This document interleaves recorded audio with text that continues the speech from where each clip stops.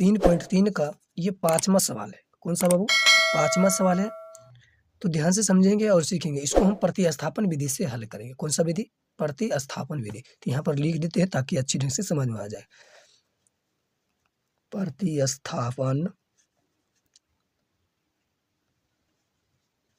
प्रतिस्थापन विधि। ये कौन सा विधि है? प्रतिस्थापन विधि से इसको हम सॉल्व करेंगे। तो ध्यान दीजिएगा। इसको हम मान लेंगे समीकरण फर्स्ट, इसको समीकरण 2 लिखेंगे समीकरण 1 से। ठीक है, क्या लिख दिया बाबू? समीकरण 1 से। कोई दिक्कत नहीं ना? चलिए यहाँ पर लिखेंगे 2√x बटा √3 y बराबर 0। अब इसको हम क्या करेंगे? यहाँ पर लिखेंगे 2√x बराबर, ये देखिए बराबर के उस साइड कोई भी संख्या नहीं है, तो हम क्या करेंगे? यहाँ पर कितना है? प्लस का चिन्ह है, तो ये उधर चल जाएगा। तो ये किस में चल जाएगा बाबू? माइनस में। तो यहाँ पर आ जाएगा 0 अब माइनस √3y। ठीक है, तो एक पीछे माइनस का चिन्ह लग गया। उसके बाद ध्यान दीजिए x बराबर यहाँ पर माइनस √3y बटा, यहाँ पर लिख देंगे √2। इस समीकरण के इसको समीकरण क्या मान लेंगे? 1 2 3। कोई दिक्कत नहीं ना? चलिए अब लिखेंगे, क्या लिखेंगे? समीकरण 2 में x का मान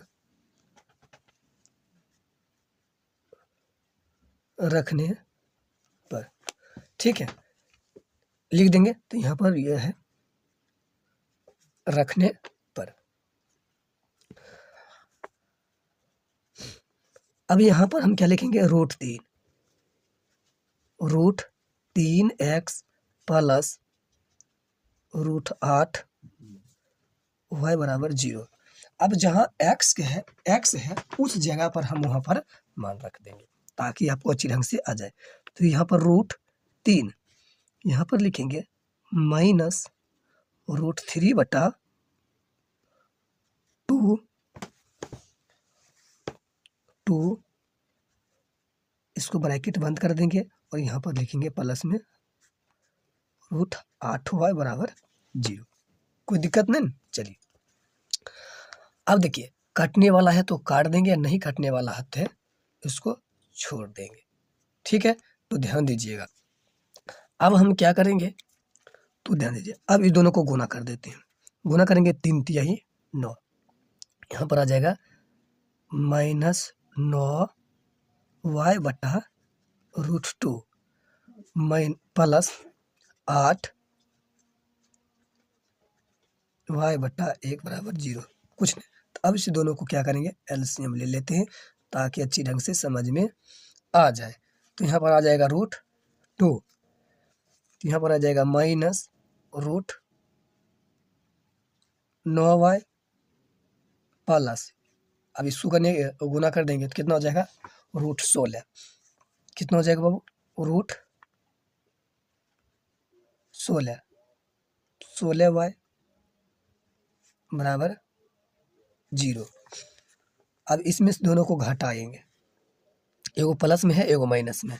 तो ध्यान दीजिएगा, इसको बट्टा में 1 देंगे, वायदी क्रॉस यानी तिरछी गुना कर देंगे तो हमको आ जाएगा यानी रूट अंदर y प्लस √16 y बराबर 0। अब इस दोनों को घटाएंगे तो इन्हीं 16 में से 9 घटाएंगे तो यानी हो जाएगा 9 7 16। तो यहाँ हो जाएगा सिर्फ √7 y बराबर 0। ठीक है, तो y बराबर हो जाएगा, तो आ जाएगा बाबू 0, ये गुना में है तो इधर आ जाएगा भाग में यानी 7। ठीक है, तो y बराबर हमको आ जाएगा कितना? यहाँ पर 0। y का मान हमको कितना चला यहाँ? 0 चला आएगा। अब लिखेंगे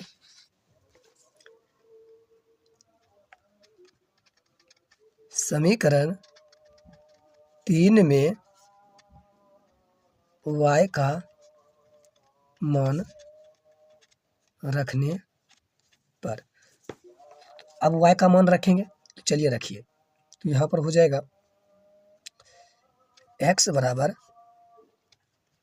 -√3 y बट्टा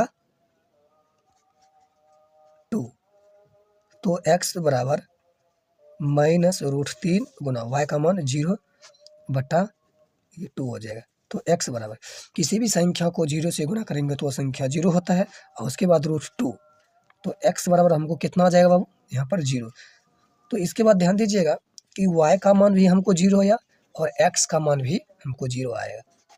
तो यही आपका आंसर हो गया। अगर आपको वीडियो अच्छी लगी तो लाइक और सब्सक्राइब दोस्तों के साथ शेयर जरूर करें। मिलते हैं अगले वीडियो में, धन्यवाद।